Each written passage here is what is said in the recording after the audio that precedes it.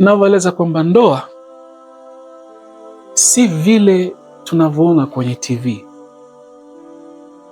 Kuna watu wanaigiza tamthilia siku hizi tunajua kama inaitwa soaps, ambazo kwamba utaona akina Alejandro, akina Juliana, kwamba Alejandro ni romantic 24 hours, masaa 24 ni romantic tu. Utaona akina Juliana ni loving, wanapendeza sana, ama wana mapenzi ya masaa 24. Hakuna kitu kama hicho katika ndoa, kwa sababu hata katika maisha yako wewe mwenyewe, ndoa iko katika maisha yako mwenyewe. Kuna wakati mwingine wewe ni mgonjwa, kuna wakati mwingine uko na afya, kuna dharubu mbalimbali ambazo kwamba zinakupa mtihani katika maisha. Kwa hivyo ndoa si vile tu tunavyoona katika maisha ya soaps, au vile kama tunavyoona katika maisha ya filamu za Kihindi. Kwa wale ambao kwamba tukiwa wadogo tukiwa na filamu za Kihindi, ama tukiwa tunaelekea katika ujana, tulikuwa tunaona kama Wahindi wana mapenzi sana, kwa sababu utapata mwanaume wa Kihindi anamwimbia mke wake nyimbo, yani kila kitu, maisha mazuri sana. Sasa katika akili yako waanza kufikiria kwamba hiyo ndiyo ndoa, kwamba atakayekuoa atakuwa akikuimbia nyimbo kila mara, akikubeba kwenye nyumba, mkizunguka wapi na wapi. Au kama ni Alejandro, waanza kufikiria kwamba wow, nataka mume wangu akuwe mwenye mapenzi, mwenye upendo, mwenye furaha kila mara. Au Alejandro ambao kwamba tunaona katika TV, wengi wao wanaigiza tu, lakini hata hawajaoa. Alejandro mwenyewe kwa maisha yake ukimwangalia hajaoa. Ama yule Juliana katika mtandao ukimwangalia hajaolewa. Wanaishi mpaka leo, hawajapata wanaume, mpaka leo hawajapata wanawake, lakini wakiigiza wanakupa picha kwamba maisha ya ndoa ni hii. Sasa hiyo ndio changamoto ambayo kwamba tulionayo kwa sasa, kwa sababu kizazi chetu kwa saizi kinatizama maisha ya filamu na kinaiweka katika akili, kisha kinachukua kwamba hayo ndio mafundisho au hiyo ndio ndoa. Ni zaidi ya hapo. Katika ndoa kuna changamoto. Kuna wakati watu wanakosa hela. Katika ndoa kuna changamoto. Kuna wakati watu wanakuwa wagonjwa. Katika ndoa kuna changamoto. Kuna wakati watu wanapata watoto. Kuna kufutwa kazi. Vitu vingi vinafanyika. Kwa hivyo, ili uweze kuwa katika nafasi bora ya kuelewa ndoa ni nini, ni lazima uwe unajua hizi stages 3: kabla ya ndoa, kwenye ndoa, na baada ya ndoa. Yani baada ya muda, kwamba mmejuana kwa muda, mshaelewana, mshafahamiana, kumekuja watoto katika ndoa. Hapa mwanzo, hapa katika ndoa, hapa dating, ndio utapata kuna uongo mwingi hapa, watu wengi kudanganyana hapa. Kama mtu utapata kama ni Muislamu kijana, atenda taswali sana paka kuna sijida. Utapata kama ni msichana wa Kiislamu au msichana yote binti, atavaa mavazi mazuri ya kuonyesha kwamba ana adhabu, ana nidhamu.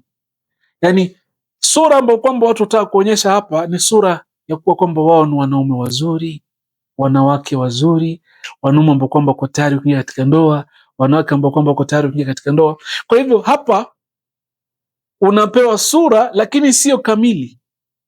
Unapewa sura sio kamili. Sura unaopewa hapa ni sura tu ya kukuonyesha kile kitu ambacho kwamba unatarajia, kwa sababu uamuzi wako ni ndoa, na yule anayekujua kwamba unataka kumwoa, kwa hivyo atafanya bidii sana kuonyesha sura tofauti.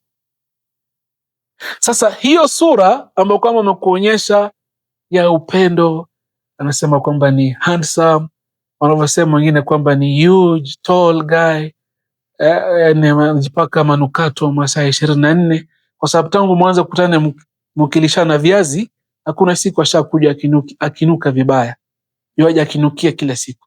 Kama ni binti, atakuja mashallah na buibui lake amelivaa vizuri, nguo zake amevaa za sitara vizuri, anaonekana kwamba huyu Dini ndio malezi yake, na malezi yake ni dini. Tupatana vizuri? Sasa ukichukua uamuzi hapa, umeshamuoa ama umeoana, mnaingia katika sehemu ya pili, marhala ya pili, sehemu ya pili. Sehemu ya pili hapa ndio sasa unaanza kujifunza na kuona vitu ambavyo kama ni vya ajabu. Unajua kwamba huyu jamaa kumbe ana kitambi, huyu jamaa kumbe meno mbili hana, huyu jamaa kumbe huyu msichana kumbe hata kupara nywele zake ni shida, manukato unayo amejaa kwa nyumba hayatumii. Utapata kwamba siku hizi kuna chakula kwa online, yani utapata kwamba kama ni mume ukija umekupatia order ya chakula kutoka Glovo, unaitisha, ukija pengine amepika kumbe hakupika kwa sababu pengine hajui kupika. Kwa hiyo vitu vingi ambavyo kwamba vinajitokeza hapa ukiwa hapo huku viona. Sasa vikitokezea hapa hizo vitu, swali la kujiuliza, je, uko tayari kustahimili atakayotokea au utaweza kusuluhisha kivipi? Ukitoka hapa unakuja katika marhala ya tatu, sehemu ya tatu. Hii sehemu ya tatu sasa ni ile sehemu kwamba mnaanza kupata watoto. Sasa kwa wale waliofuata nidhamu, wale ambao kwamba kufuata nidhamu, hata upata watoto hapa kabla hajaingia kwenye ndoa, unapata watoto hapa na mnaachania hapa, au muingie hapa na mtoto machania hapa. Lakini nzuri ni kwamba mpate mtoto kama mmeshapita hii stage, mpate mtoto apatikane hapa. Sasa mtoto akipatikana pale, inapatikana shida inatokea pia. Shida gani inatokea? Wapata kwamba mama au mke ulioa sasa fikira yake inakuwa kwenye mtoto wake masaa 24.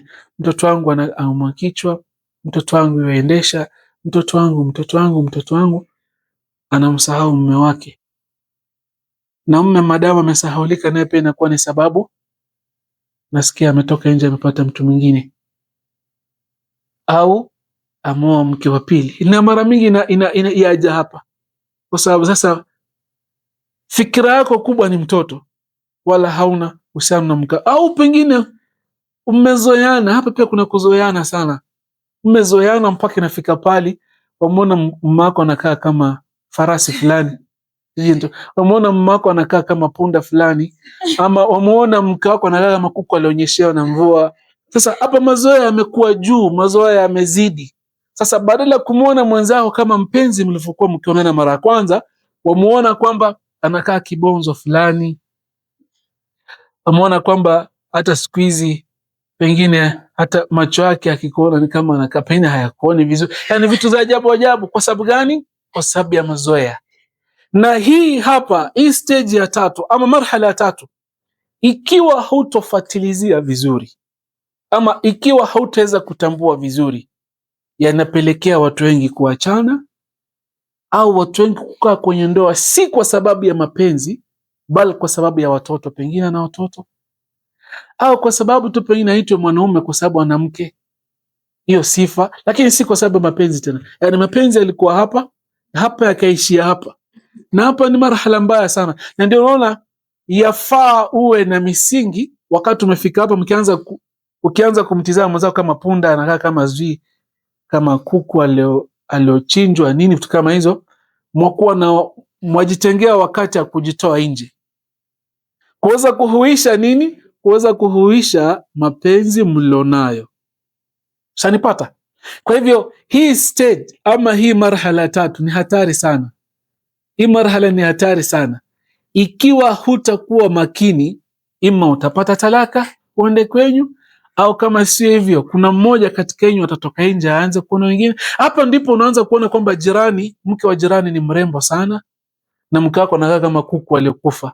Hapa ndipo kama wewe ni mwanamke, waanze kumwona mume wako hata hakufai, na unaona mume ambao kwamba ni wa jirani ndio handsome, ndio ako sawa. Na pengine hapa ndipo nasikia utasema kwamba ati mume wangu haniambii maneno matamu, au mkangu haniambii maneno matamu.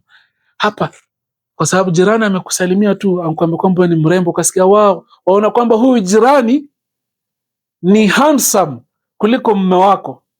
Lakini huyu jirani akikoa pia, wewe bado utakuwa vile vile tu, kwa sababu mwanzo wakati mume wako akikutafuta ulikuwa poe mrembo, sivyo? Lakini madamu mmekaa naye kwa muda mrefu, waanza kuona kwamba huyu mwanaume hata si kwa hivyo, kwamba ule mwanaume nje ndo ako handsome, anajua kuoga vizuri, wako hajui kuoga. Ni kwa sababu ya mazoea. Kwa hivyo mazoea ni mbaya katika ndoa. Wafaa mtoe mambo ya mazoea katika ndoa, muweze kurudisha katika mwanzo, kwa sababu wengi wanalia kwamba pengine hana maneno mazuri. Kwa mfano, hana maneno mazuri, lakini mwanzo mbona alikwambia maneno mazuri? Ni kwa sababu ulijiweka katika hali ambayo kwamba unafaa kuambiwa maneno mazuri. Lakini wakati unapoanza hapa, wakati heshima inapotea, kwamba hauna heshima na mwenzako, maneno mazuri yatatoka wapi? Wakati mawasiliano ni mabaya, maneno mazuri yatatoka wapi? Wakati majukumu hayafanyiki, maneno mazuri yatatoka wapi? Wakati hakuna uhusiano mzuri na mwenzako, maneno mazuri yatatoka wapi? Kwa sababu hapa mwanzo ulikuwa na heshima, unazungumza vizuri kwa nidhamu, majukumu yako unaonyesha vizuri, unaonyesha kwamba wewe uko tayari kwa mwenzako kumkaribia, hauonyeshi makucha yako. Kwa hivyo maneno mazuri unayapata vizuri. Hapo umeshaonyesha makucha yako, kiburi, dharau, kelele nyingi, fujo, alafu inaishi hapa. Sasa kila kitu kinapotea. Kwa hivyo lazima uwe na uzoefu wa kujua kwamba mwanzo kilichofanya akakuita darling ni nini, kilichofanya akakuita lovely ni nini, kilichokufanya akasema kwamba wewe ni mrembo ni nini. Wakati kinapotea, ndio pia maneno mazuri yafanya nini? Yanapotea. Lakini wakati inaporudi, yale maneno mazuri yafanya nini? Yanarudi. Sasa hii stage ya mwisho, stage watu wamechoka, kwa sababu kitanda kimeface east miaka karibu 7 au miaka 20. Hebu mgeuze kiface north. Shanipata? Mazoea yamezidi. Umezoea kuvaa kaptula, kwenye unavaa kufanya zile, badilisha kidogo, kwa sababu hapa kila kitu kinaanza kubo, kinaanza kuwa kina. Kwa hivyo hapa kama hamjaelewa hii stage, ndio unasikia ndoa zinavunjika, talaka zinapatikana. Au kama watu watakaa kwenye ndoa, watakaa kwa sababu kuna watoto au aibu, pengine sitaki kuonekana kama mimi nimetalikiwa ama nimepeana talaka, au amwe kukaa tu kwa sababu ya nafasi katika nafasi za kazi au kitu kama hiyo, au pengine watoto tu waweze kujifundisha. Lakini mara mingi kila kitu kinaisha. Kama hapa mlipita vizuri, hapa mlipita vizuri, hapa pia kupita inakuwa rahisi. Kama hapa misingi ilikuwa ni mibaya, kwa sababu hakuna mwanaume ambaye kwamba atakununulia kuku na chips kila siku. Ukifia kwa nyumba sasa, hii kuku na chips ulikuwa unanunuliwa, hapa itabidi upike hiyo kuku na chips wewe mwenyewe. Kama hujui kupika, ndio na maisha majukumu yako umefanya nini? Kuna watu wanaingia katika ndoa hapa, mtu ulikuwa unamwona msafi kabisa, nguo zina safi kweli kweli, akuvalia miwani yake safi kweli kweli, marashi hapa safi kweli kweli. Mkifika hapa ndio unajua kwamba hapana, hata hizo nguo dada yake alikuwa anamuoshea, mama yake alikuwa anamuoshea, ndugu yake alikuwa anamuoshea.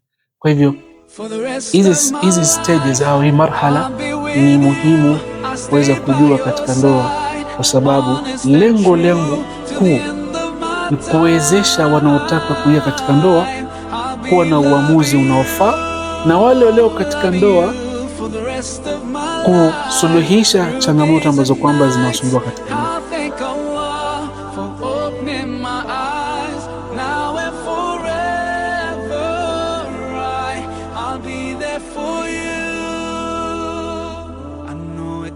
In my heart.